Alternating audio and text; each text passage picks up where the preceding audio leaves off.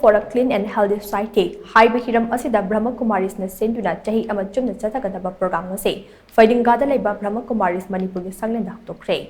Thauram aduda Brahma Kumaris ke Art and Culture Wing chairperson BK Chanjika, Brahma Kumaris Manipur ke in charge BK Lilima, Ani Shuba Manipur Rifles ke commanding official Victoria Yangkhom, Lainingthau Sanamahi Temple Board ke vice president Bijapati Sanjam Amade, Jamaat-e-Islami Hinge State President Abdul Halim Fundrai Mayumna President Mapikani President members sing oina saruk yakhe. Thauram aduga mari lainana BK Chanjikana permission da high institution asida chahi khudingi theme amamomgi makhada program sing pangtokuna lakpagi saruk amo oina ngasi gi thauram ase pangtokpane.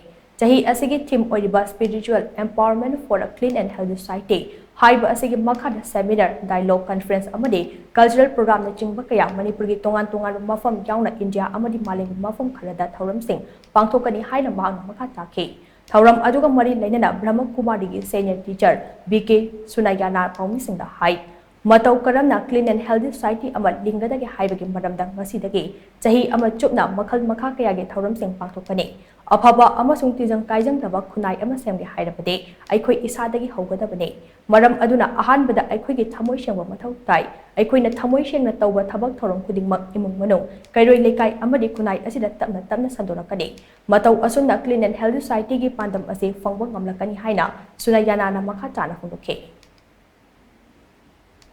I healthy amasung happy oige haiba segi method se karino haibada Raj Yoga meditation. Meditation is not only meditating, sitting in a corner of my room, but it's a lifestyle.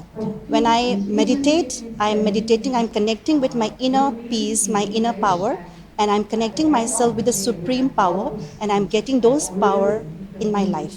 And with those power and values in my life, I'm spreading in each and every one. So this is how the meditation helped me to make myself powerful, clean and happy.